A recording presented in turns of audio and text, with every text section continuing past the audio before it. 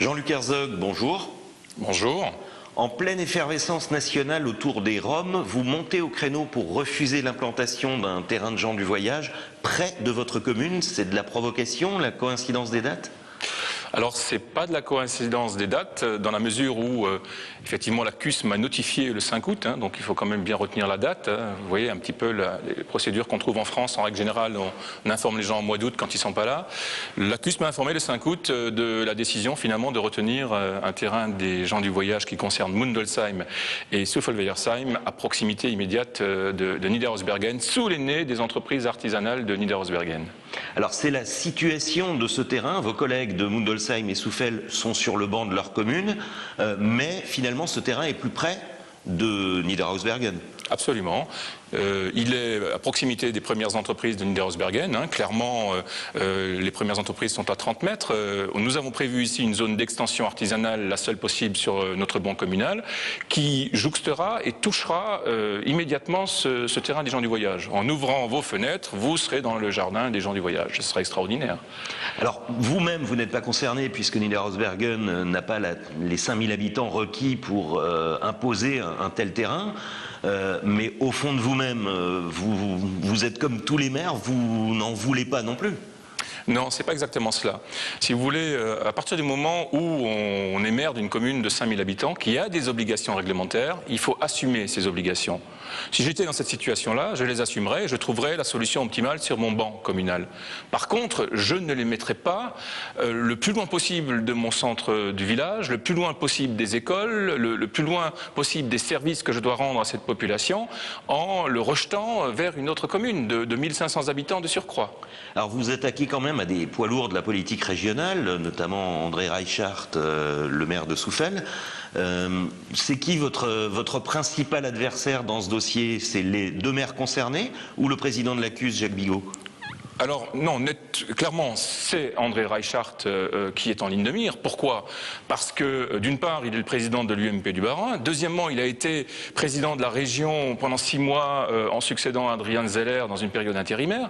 Donc il a un devoir d'exemple, il a un devoir de faire respecter les règles qui sont votées par le Parlement. Et lui, en tant que maire, a refusé toute négociation, toute discussion.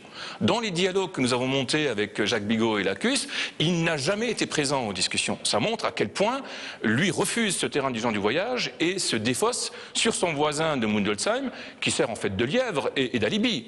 Donc parallèlement, j'ai envie de dire, le maire de Mundolsheim ne se rend pas très bien compte de ce qu'il fait, puisqu'il dessert les intérêts de la communauté pour servir le maire de Suffolk-Weyerheim.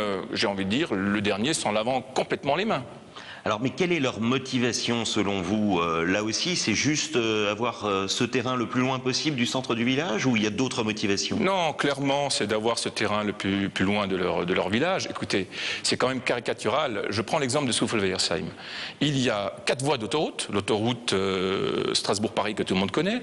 À côté de ça, il y a 20 voies de chemin de fer qui sont à la gare de triage de Hausbergen. Et ce terrain est situé de l'autre côté de cet ensemble, de ces infrastructures routières et ferroviaires. Comment peut-on imaginer, quand on est maire d'une commune comme Suffolk-Weyerheim, de rejeter un terrain aussi loin?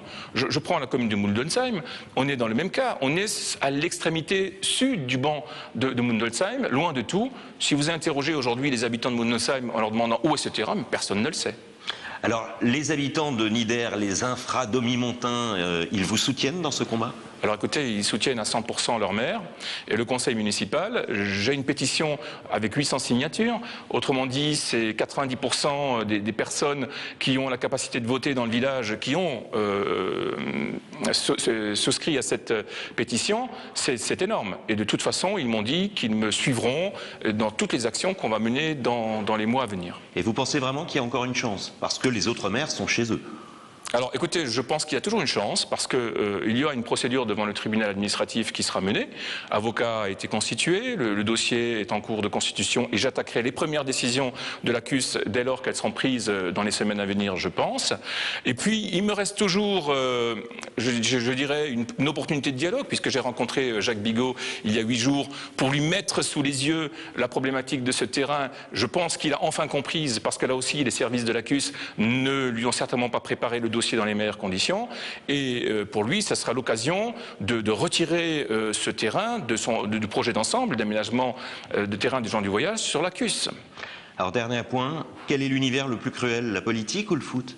Écoutez, franchement, il n'y a pas d'univers plus cruel que l'un que les autres. La cruauté vient des gens, tout simplement. Jean-Luc Herzog, merci.